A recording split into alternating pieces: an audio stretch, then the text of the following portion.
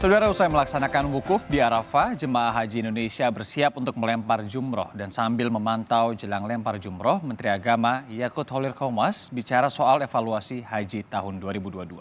Dan berikut saudara laporan selengkapnya dari jurnalis Kompas TV Nitya Anissa langsung dari Mekah, Arab Saudi.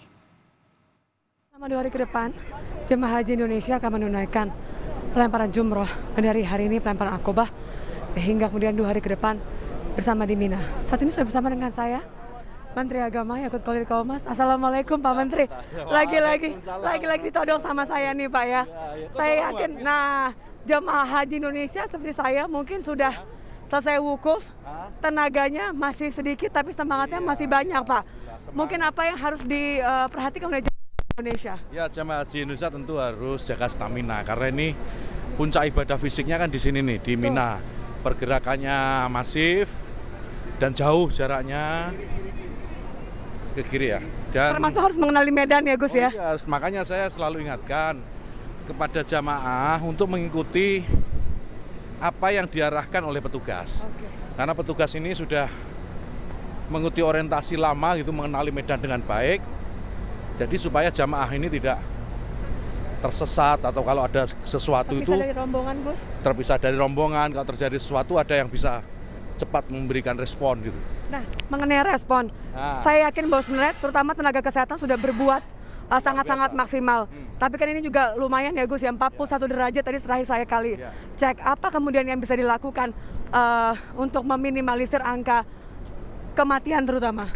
Iya, saya gini ya, saya harus apresiasi yang tinggi dulu kepada petugas kesehatan yang saya kira sangat cekat gitu ya, cekatan gitu dalam merespon segala sesuatu. Ada inovasi baru ya Gus? Nah, ada jaket pendingin itu untuk mengatasi heat stroke dan saya kira itu sangat bermanfaat. Dan di sepanjang perjalanan menuju Jamarot ini semua kita siapkan petugas-petugas, baik petugas haji maupun petugas kesehatan.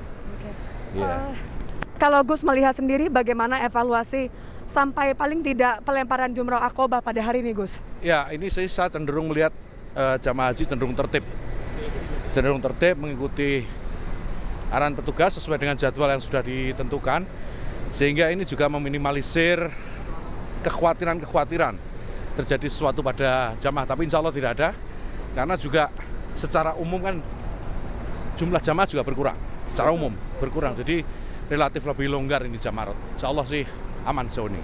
Apakah ini artinya untuk tahun depan akan ada pertimbangan usia dan fasilitas juga Gus? Ya, kita akan bicara dengan pihak pemerintah Saudi Arabia begitu selesai prosesi haji ini.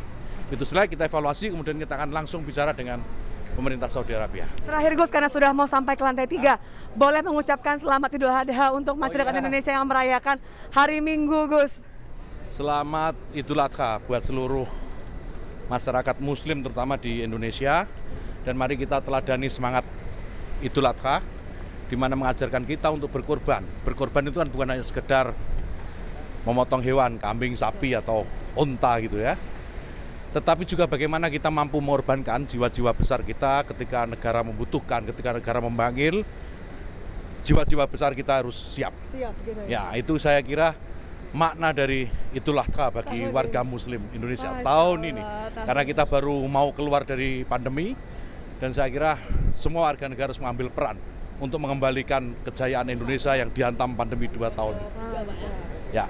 Terima kasih. Sama-sama, terima kasih. Sudah menyemangati jemaah haji Indonesia yang sehat. Ya, sehat terus. Ya, semangat terus. Sehat-sehat terus. Insya Allah, amin. Insya Allah semuanya lancar. Ini kita menuju ke lantai 3, tempat jemaah haji Indonesia akan melempar jumroh. Ini harus ditaati, harus dipahami karena memang ada area-area dan waktu-waktu yang diperuntukkan bagi jemaah haji Indonesia supaya keselamatan jemaah haji Indonesia sendiri ya Gus ya. Demi keselamatan jemaah haji. Demi keselamatan haji Indonesia. Ini waktu pemilihan waktu untuk melempar jumroh ini kebetulan Indonesia diberikan hak pertama kali untuk memilih. Jadi sebelum negara lain mendapatkan bagian jam berapa, Indonesia diminta oleh pemerintah Saudi untuk memilih dulu, dan kita memilih sore hari ini karena relatif lebih adem dibanding kalau kita dapat siang hari kan. Siang hari begitu ya. Iya, alhamdulillah. Berarti ini benar-benar memang memikirkan Kementerian Agama, pemerintah Indonesia benar-benar memikirkan keselamatan agar jemaah haji Indonesia bisa tidak hanya menjadi haji mabrur tapi juga pulang sehat ya Gus ya. Iya, itu. Banyak yang menanti di tanah air. Iya, memang tujuan kita hanya itu, menjaga supaya jamaah haji tetap nyaman dan aman dalam menjalankan ibadahnya, sehingga para jamaah ini bisa juga dengan tenang mencapai keinginan mereka berangkat menjadi haji mabrur. Saya kira Amin, itu. amin. Ya. Terima kasih banyak sekali lagi Gus Menteri. Insya Allah nanti saya akan ikutin Gus Menteri melempar jumroh di sampingnya. Terima kasih. Itu dia tadi wawancara singkat eksklusif saya dengan Menteri Agama. Ada banyak imbauan di sana. Memang harus diperhatikan adalah bagaimana kemudian keselamatan jamaah haji Indonesia menjadi hal yang sangat diperhatikan oleh Kementerian Agama dan juga pemerintah agar tidak hanya pulang menjadi haji yang mabrur tapi juga menjadi haji yang sehat untuk kembali berkumpul bersama keluarga di tanah air. Nitya Anisa, Kompas TV. Luar biasa effort yang diberikan oleh jurnalis Kompas TV Nitya Anisa. Kami juga mendoakan kepada Anda Nitya supaya terus sehat dan nanti kami tunggu untuk bisa kembali ke Indonesia dan bergabung bersama kami di studio Kompas TV. Dan itu tadi adalah pesan dan makna yang tadi disampaikan oleh Gus Yakut, Menteri Agama Republik Indonesia, yang mana marilah kita terus mengedepankan makna daripada Idul Adha itu sendiri, pengorbanan dan juga berbagi kepada sesama itu adalah yang penting, terutama dalam sama-sama pergi atau kembali lebih baik lagi terutama di tengah masa pandemi